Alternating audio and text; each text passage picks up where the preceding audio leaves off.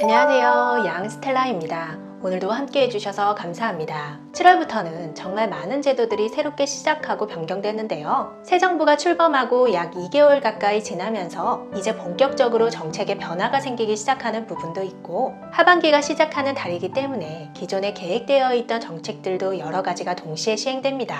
그 중에서 당장 내일부터 신청이 시작되는 제도들하고 우리 일상생활과 관련이 깊은 내용들, 복지제도들을 중심으로 7월 1일부터 새로 생기거나 변경되는 내용들 11가지를 설명드리겠습니다. 시청하시기 전에 좋아요만 한번 눌러주세요. 먼저 이번에 대상자 기준이 대폭 완화되는 청년 내일저축계좌 사업이 7월 18일부터 신청이 시작되는데요. 연소득이 기준 중위소득 100% 이하인 전국의 청년분들은 꼭 신청하셔야 하는 제도입니다. 본인이 월 10만원을 저축하면 정부에서 최소 10만원에서 30만원까지 매월 추가로 지원해주는 자산형성 지원 사업으로 작년에 1만 8천 명이 지원 대상이었지만 대상자가 크게 확대되는데요. 지원 대상은 나이는 신청 당시 만 19세에서 34세지만 기초 차상위 계층은 만 15세에서 39세까지고요. 소득 기준은 최소 연 600만원에서 2,400만원이고 기초 차상위 계층은 소득이 없어도 신청이 가능합니다. 신청은 복지로나 읍면동 행정복지센터에서 하시면 됩니다. 다음으로 저소득 지역가입자의 국민연금 보험료를 월 최대 45,000원까지 지원하는 제도가 시작됩니다. 사업 중단이나 실직으로 인한 국민연금 납부 예외자가 납부를 재개하면 한 사람당 최대 12개월까지 월 보험료의 50%, 최대 45,000원을 지원해 주는데요. 재산가세표준 6억 원 이상, 종합소득 1,680만원 이상은 제외됩니다. 신청은 국민연금공단 지사에 방문 신청만 가능합니다. 그리고 7월부터 가스요금은 7%, 전기요금은 4.3% 인상되면서 에너지 취약계층의 생활비 부담이 더 커지게 됐는데요. 그래서 기존에 생계의료급여 수급자에게 지급됐던 에너지 바우처가 한시적으로 주거교육급여 수급자에게 확대되고 금액은 세대 평균 약 5만원이 인상됩니다. 새로 대상자에 포함된 주거교육급여 수급자분들은 7월 1일부터 신청이 가능한데요. 단 소득 기준과 세대원 특성 기준을 함께 충족해야 합니다. 세대원 중에 노인이나 영유아, 장애인, 임산부, 한부모 가족 등 다음 대상 중에 한 명이 있어야 하는 거고요. 추가로 올해부터 폭염 피해를 줄일 수 있도록 겨울 바우처 일부를 여름에 당겨서 사용할 수 있습니다. 신청은 복지로 홈페이지나 행정복지센터에서 하시면 됩니다. 국민취업지원제도도 달라지는데요. 한 달에 50만원씩 6개월간 총 300만원의 구직촉진수당을 받을 수 있는 인류형의 경우 청년은 가구 단위 중위소득 120% 이하에 재산 요건은 4억 원 이하였지만 7월 1일부터 재산 기준이 5억 원으로 변경되고요. 영세 자영업자 취업 지원을 위해 이유형 연매출 조건을 얼마 전부터 1억 5천만 원에서 한시적으로 3억 원 이하로 완화했었지만 이제는 영구적으로 연매출 3억 원 이하 자영업자분들은 국민취업지원제도 이유형의 혜택을 받을 수 있습니다.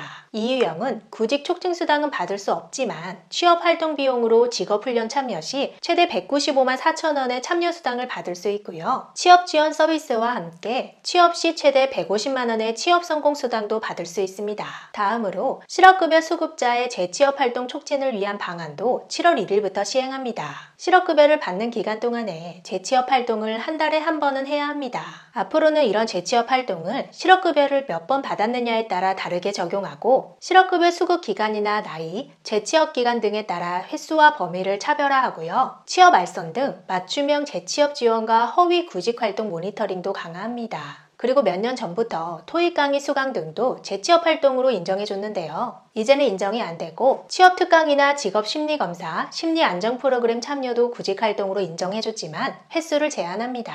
단 새로운 방안은 7월 1일 이후에 신청하는 분들부터 적용된다고 하네요. 또 이미 몇 차례 설명드렸지만 7월 1일부터 긴급복지지원제도 지원 요건인 재산 기준을 올해 말까지 완화하고 생계지원금 단가는 다음과 같이 인상됩니다. 그리고 주거용 재산 공제 한도액을 신설해서 집이나 전세보증금이 재산으로 잡혀서 지원을 못 받았던 분들도 받을 수 있을 것 같습니다.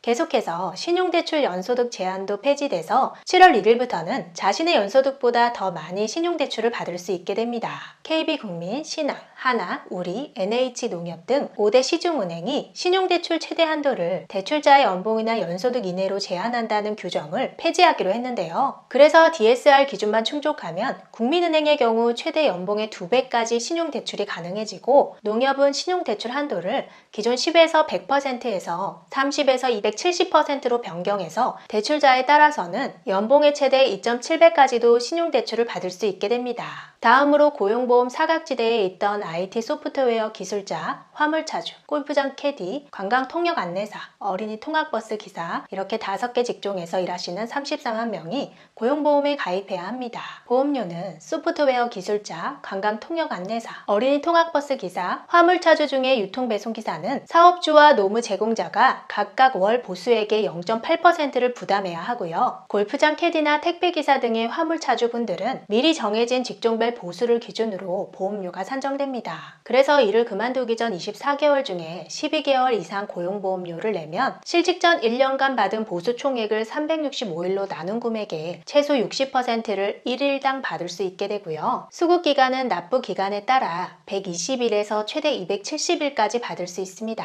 이 외에 중위소득 60% 이하 만 24세를 초과하지 않은 청소년 부모 가구에게는 자녀 1인당 월 20만 원의 아동양육비를 신규 지원하는 시범 사업이 시작되고요. 중위소득 72% 이하 청소년 한부모 가족은 자립지원 패키지 시범 사업으로 자녀 양육이나 취업 등 각종 지원 정보를 종합적으로 안내하고 생활지원, 자립지원 등 필요한 서비스들을 대신 신청해주는 등의 정부 지원 서비스 연계를 도와줍니다. 청소년 부모 아동양육비 지원 시범 사업하고 자립지원 패키지 사업은 여성가족부 홈페이지 방문하셔서 정책정보 메뉴에서 가족 항목에 청소년 한부모 아동양육 및 자립지원으로 들어가시면 자세한 내용 보실 수 있으니까 확인해 보시고 신청해서 혜택 받으시기 바랍니다. 마지막으로 7월 1일 기준 현재 임신 중이거나 이후 임신하는 서울시 거주 임산부는 교통비 70만 원이 지급되는데요. 대중교통을 이용할 수도 있고 자가용 유류비로도 사용 가능해서 굉장히 유용하게 사용할 수 있습니다. 소득 기준은 없고 임신 12주차부터 출산 후 3개월이 경과하기 전까지 신청 가능하고요. 본인 명의의 카드를 가지고 있어야 합니다.